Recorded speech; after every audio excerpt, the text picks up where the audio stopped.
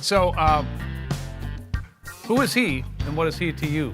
That is by Bill Withers. Bill Withers, man. You know, Bill Withers, I think, is one of the most covered guys in the world. But this song, which is a one-chord wonder, which I love, I think the last person who covered this was Michelle. Great. And David Gamson, I think, produced that, did he not? Yes, he did. Scritti Politti, Good old buddy of ours. old buddy of ours, and one of the most talented producer arrangers I've ever met. So what's weird about this track for me was, it's got to be a stream of consciousness for Bill, because as phrasing goes, it doesn't make any sense.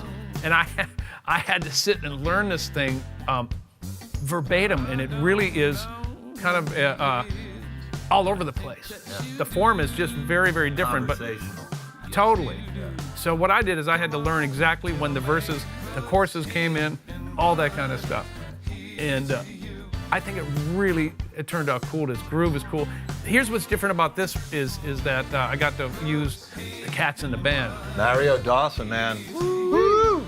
Just a killer, snaky, understated approach to the drums with that big fat snare. Yeah, we hitting things in the wrong spot. Yeah, no, just kind of broke a little bit. Exactly. Yeah. Ricky P, my brother, who I've learned so much and try to emulate every time I have to sit down at the keyboard, I'm going, what would Ricky do?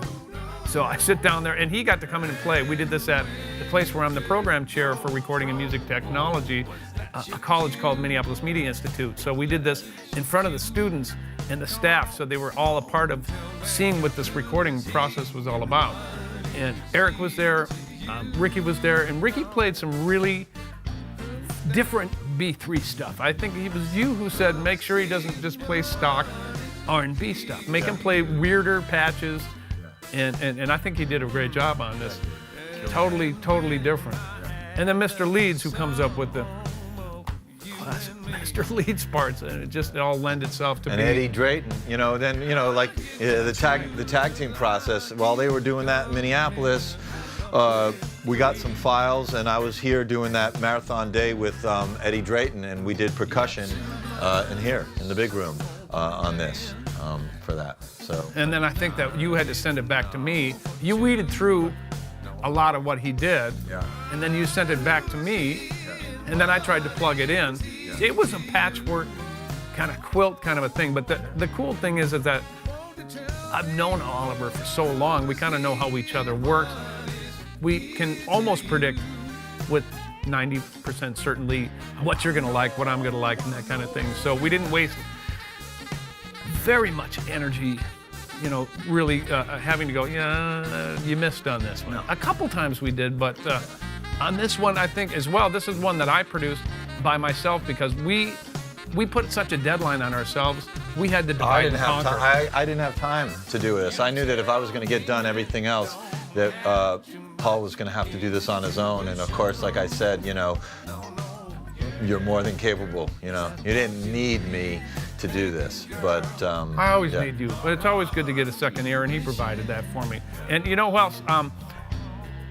The whole record was mixed by Mark DeSisto, and let's talk about that in a minute. Yeah. But the kid who mixed this particular song is Brian Snowman Powers, who is heir to the throne of Tom Tucker, who mixed all of the fDeluxe stuff before this, who unfortunately passed away. And he learned and went to school on everything that Tom did. So we gave Brian a shot on this, and he did a lot of the live stuff for the Channel 2 special that we did a couple of years ago. And from the Lorien. I think he did a great job on this. But this next song, we got to talk about Mark DeSisto, man.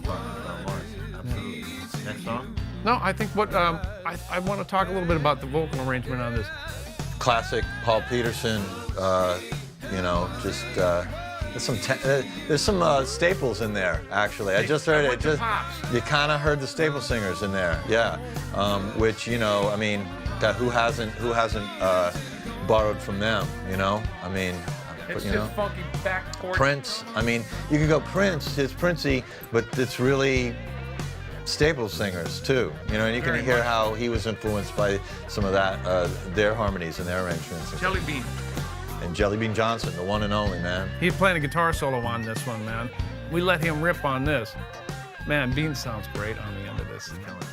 I remember it was a cold, cold January night, December night. He came in and just ripped that solo, man, like in 2 takes. It was like, done, thank you very much, Jelly Bean. You know, the Jelly Bean's also got, you know, these certain guys have a sound and it's in their hands. And it doesn't matter what you plug them into or what guitar you hand, they're going to sound like them. And Jelly Bean's one of those guys, man. I mean, because I've done a bunch of gigs with him now, and we get different amps every gig, and you never know what you're going to get. And man, he just plugs in, and Bean always sounds like Bean. Sure does. And that's a good thing. Signature sound by him too, huh? Yeah. Totally. So that's Who Is He and What Is He to You on the new record, AM Static fDeluxe.